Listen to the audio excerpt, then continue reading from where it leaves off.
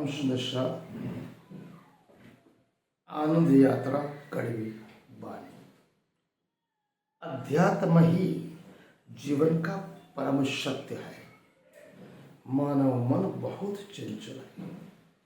जो नहीं करना वो करेगा, जो करना चाहिए वो नहीं करता।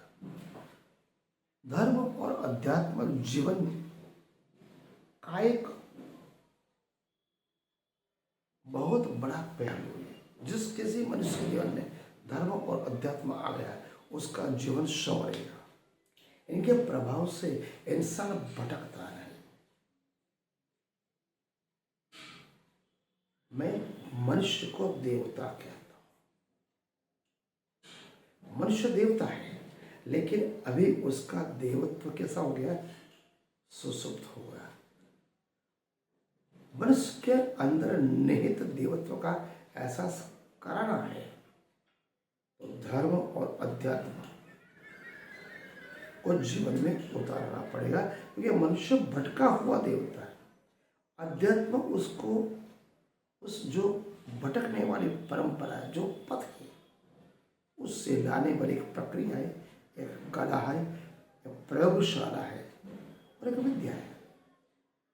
अगर इस संसार में माया जाल में भटकन से मुक्त होना है तो अपने मन को अध्यात्म का मंत्र देना आवश्यक है, अनिवार्य भी है। अगर दुख की बड़ी परिस्थितियों से उभरना है तो मन को धर्म और अध्यात्म एवं त्याग साधना का मंत्र देना निहायत जरूरी है। जीवन में जितनी भी हैरानियां हैं, परेशानियां हैं, दुख है, एकमात्र समाधान आध्यात्मिक जीवन जीना। आपके रहने, करने, कथने तीनों सही होनी चाहिए। अध्यात्म मन का कायाकल्प होने का एक मंत्र है। अध्यात्म मन को दिशा देता है और दशा भी बनाता है। मन की मूर्छा को तोड़ता है। अध्यात्म आपके सपनों की दुनिया से बाहर निकाल कर एक सत्य खोज के प्रति आपको धीरे धीरे आगे बढ़ाता है। माया से मुक्त करता है, सत्य से मिलाता है। मन भटकता है क्योंकि मन मूर्छा में, बेहोशी में जी रहा है, सपनों की दुनिया में जी रहा है। मन एक स्वप्नमय घटना है। मन सपनों में जीता है और संसार एक सपने से ज्यादा कुछ भी नहीं। तुम्हारा मन संसार में भटक रहा है, रम रहा है, सपने में जी रहा है तो जगत मिथ्या है। साधु जन, ज्ञानी जन, महापुरुष क्या मतलब? जगत मिथ्या। इसका मतलब क्या है? इसका अर्थ क्या है? इसका एक ही अर्थ, जगत स्वप्न से ज्यादा कुछ भी नहीं। दरअसल स्वप्न दो प्रकार के होते हैं, बंद आंख का सपना, खुली आंख का सपना। मनुष्य दो तरह के सपने देखता है, खुली आंखों सपने देखता है और बंद आंख। रात में आप सो गए, सपनों में खो जाते हो। पता है स्वप्न क्यों आते हैं? मानस शास्त्रियों की एक व्याख्या है। हमारे मन में जो दबित वासनाएं, इच्छाएं, आशाएं, उनको प्रकट होने के लिए जब मौका नहीं मिलता तब स्वप्न की अवस्था में हमारी सभी प्रक्रिया होती है। तुम दुकान पर बैठो या चौराहे पे बैठो, वहां से कोई सुंदर स्त्री गुजर गई, आपके मन को भाई, दिल को भाई, हृदय में उतर गई,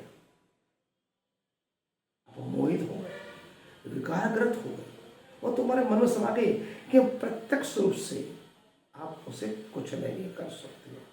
मन ही मन पता कुछ नहीं कर सकते, क्या क्या कर लेते हो। वस्तु तुम्हारे पास से गुजर तो गई, लेकिन आपका मन वहीं ठहर गया। मन से आपको उससे प्यार हो गया, मन से दुलार हो गया, मन में वो बैठ गई, हृदय में वो बस गई। जैसे ही रात को सोए, आपका और जागृत मन जागृत हो गया। वह सपनों की रानी बन के वो से आपके मन मंदिर में आ गई, तुम्हारे चित्त में छा गई। फिर तुम उसके साथ खूब आनंद उल्लास, मनमोहक बातें गुजारते हो, रातें गुजारते हो, खूब प्रेम करते हो। आलिंगन करते हैं, क्योंकि वो आपके स्वप्न के अंदर है। आदमी स्वप्न में सब कुछ करता है, स्वप्न में आदमी स्वतंत्र है। भला किसी का सामर्थ है कि कोई अवसर मिले, अवसर के अभाव में शारीरिक व्यभिचार कोई न करे। मन मंदिर में दबी हुई वासनाएं जागृत होती है, इसलिए दिन में जो भी देखा वो रात में प्रकट होता है। दबित वासनाएं, उसको स्वप्न बोलते हैं।